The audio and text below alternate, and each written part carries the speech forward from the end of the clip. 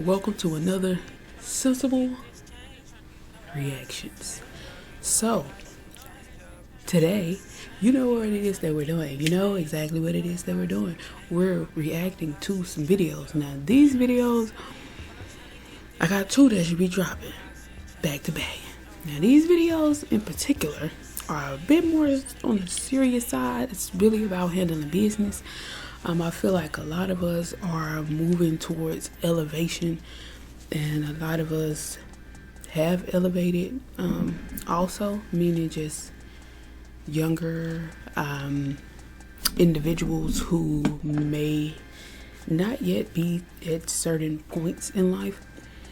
Like, I'm not married with kids and have had this career thing. Like, I haven't been in certain spaces of career in life yet. So for me, this information is still a bit new, fresh. I've heard of this before, but like now that a lot of shifting is happening, it's time to get a little bit more serious about life and things in general and handling business for real. A lot of people, and what kind of brought me to this, let me start here. So I had been thinking about this before, and different things come up in regards to, life, and we lose people, and I'm pretty sure we know of a lot of different situations where certain things didn't get taken care of. Some people may have wanted to and was working on it, but it didn't quite happen, or whatever the case may be. But a lot of times, you have situations to where some things occur and you now have to take on, or you decide to take on, your loved ones' things, and that means property.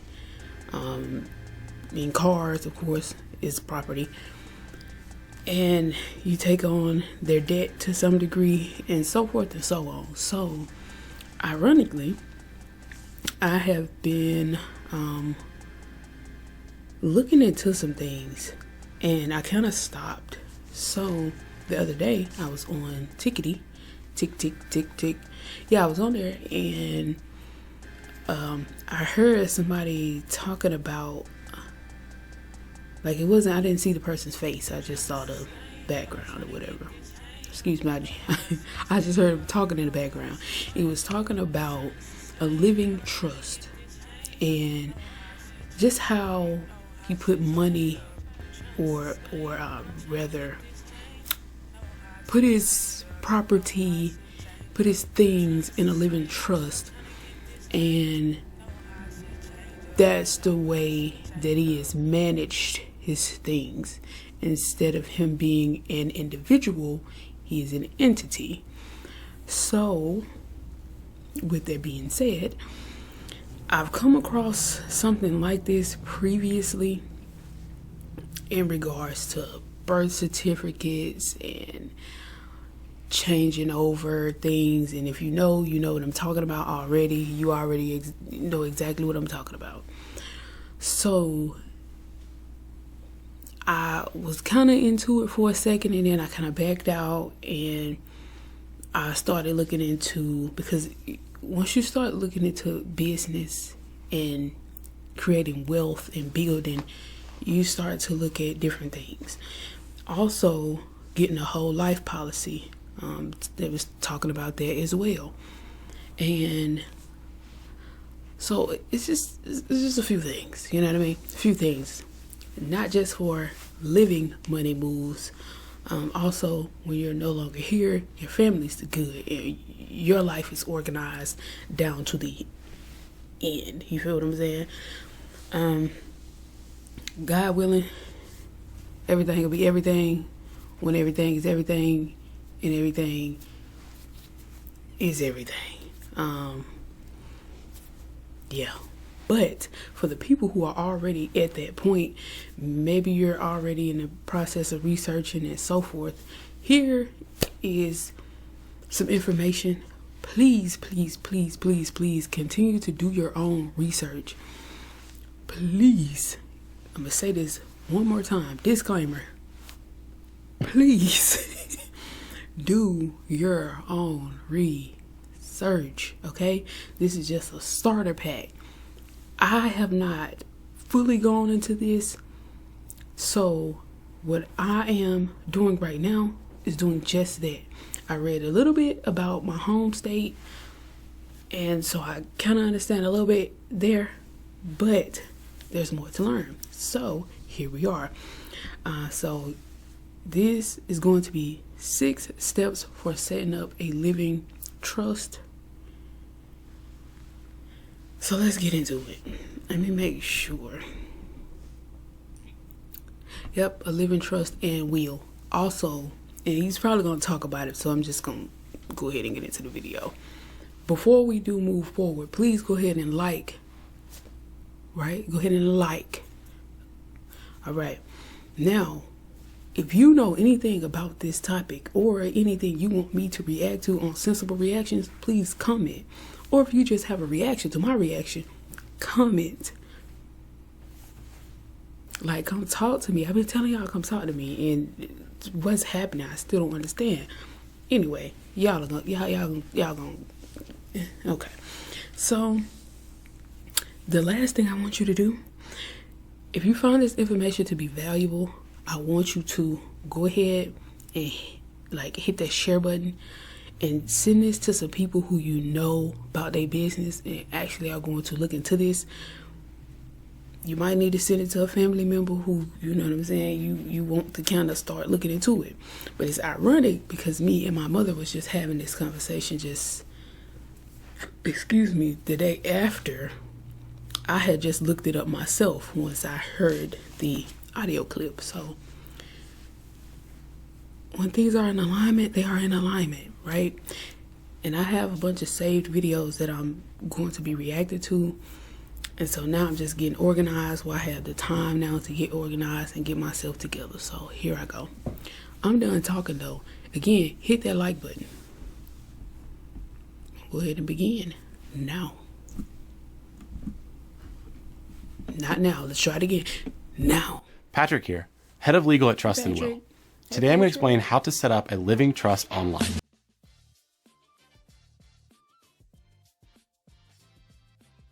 Before we get started, let's go over some basics.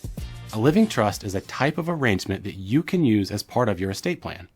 It's a legal document that places all of your assets into the trust during your lifetime and explains how you want these assets distributed when you pass away. We call it a living trust because it's an arrangement that goes into effect when you set it up. It allows you to maintain control of and benefit from the assets that you've placed into the trust. However, it's important to note that the trust generally becomes irrevocable, meaning no changes can be made to its terms when you pass away. Now that we're all on the same page about what a living trust is, I'm going to show you how you can make. If I'm not mistaken, you also, well, obviously it becomes irrevocable once you pass, but if I'm not mistaken, you have an option of setting it to be irrevocable when you create it. I think there's 2 different types.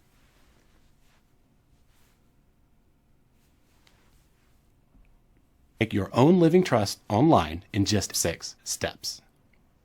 Step 1. Select your online trust service. Many legal services and platforms offer online trust creation services. For example, at Trust and Will, our platform offers a trust-based estate plan that allows you to create your own living trust easily and affordably. Now, I have not gotten to that point yet because I was a little iffy. I'm like, man, to what extent are y'all involved with my final paperwork? Are y'all just like a template place or what? Like, I think that's the case. Because you have to get it notarized. So I think you do your template, your format, and then you.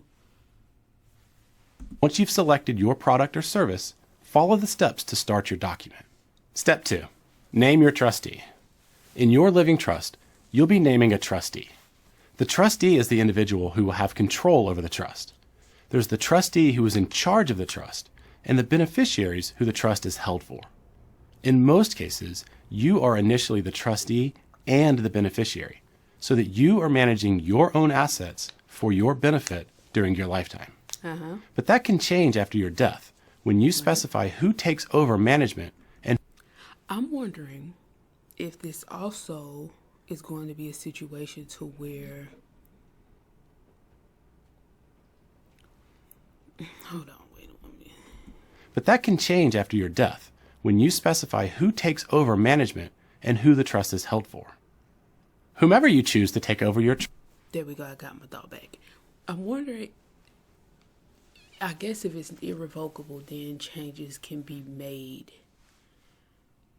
And if you get sick, someone can possibly take over the trust, someone else, if you're not able to manage it anymore. Or you just add another trustee.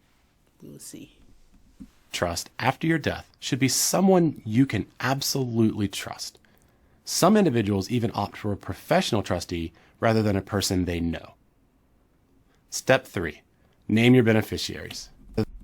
Whomever you choose to take over your trust after your death should be someone you can absolutely trust. Some individuals even opt for a professional trustee rather than a person they know. Step 3. Name your beneficiaries. Next, you'll want to name your beneficiaries. These are the individuals who will eventually receive benefits from your trust. This can be in the form of receiving assets, receiving any income generated by assets, or receiving gifts in the form of property. Note that beneficiaries can be individuals such as your loved ones, but you can also leave gifts to entities such as nonprofits and charities. You yourself can also be a beneficiary during your lifetime. It's helpful to describe your beneficiaries by using their full legal name and address. Step 4. Determine asset distributions and conditions. This next part can get a little tricky. Asset distributions means how you'd want your property divided up amongst your beneficiaries. Trusts are great because they also allow you to add special conditions, which you typically cannot include in a will. For example, you can say something like, I give $100,000 to my nephew Jimmy, but only if he completes his undergraduate degree within 4 years. Okay. You can see how these special conditions might create some strong incentives for your loved ones if you choose to share your intentions with them. When you list out your assets, include as many details as possible to help prevent confusion amongst your family members. For example, don't just say, I want to leave my remaining cash to Fred. Instead say, I would like to leave any remaining balance held in this checking account at that bank. Or instead of saying, I am leaving my mother's jewelry box to Karen, say, I leave my mother's jewelry box, which is wooden with a pearl inlay, to Karen. It's helpful to be descriptive, even if you don't think there could be any confusion.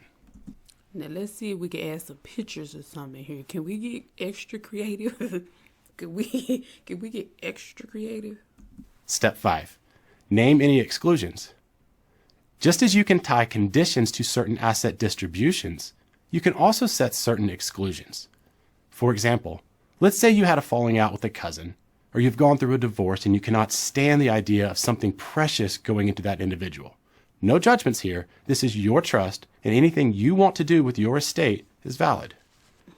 You can specifically exclude certain individuals from receiving your property if that is important to you. Step 6.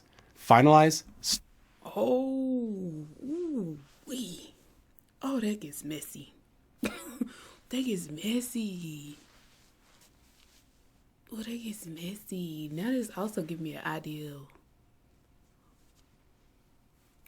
for something else.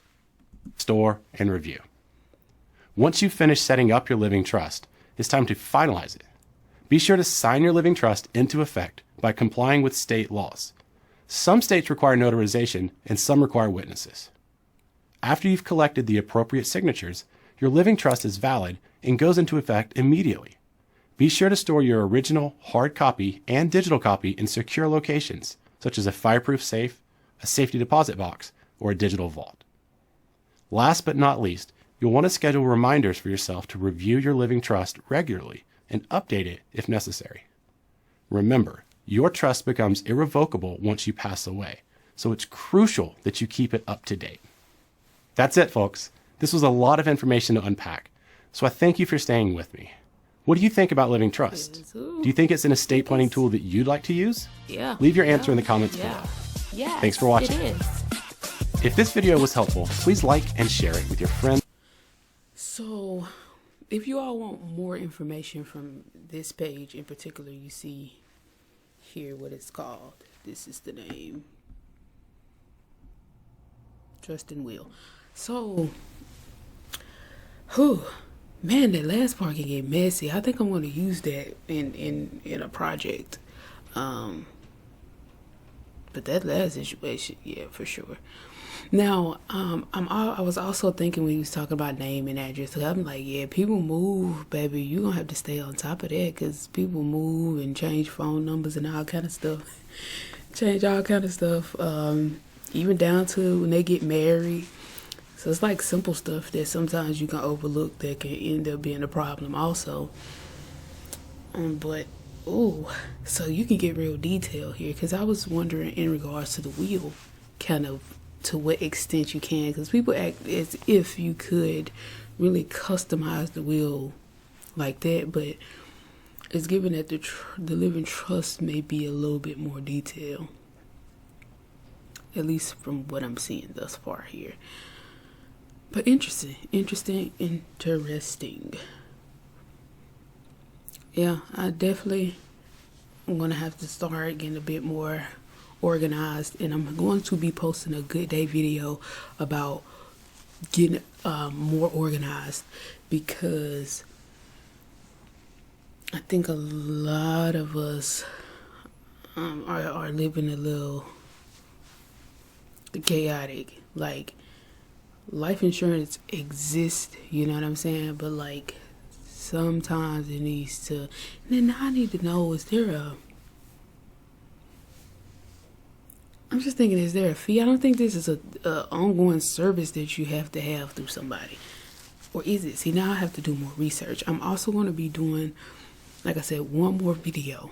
So click on the next video, okay?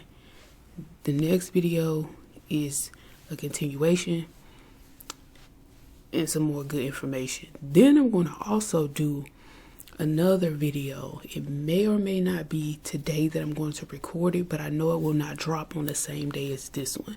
So just come back, and that video is going to be about the disadvantages of doing a living will, or living trust rather. So yeah, this has been another episode of Sensible Reactions. I think at this point we are on episode, hold on. All right, so this is Sensible Reactions episode 10. I have to keep up, okay? I have to keep up. Anyway, yes, this is Sensible Reactions episode 10, and I'll catch y'all on the next one, episode 11. Click on the next video.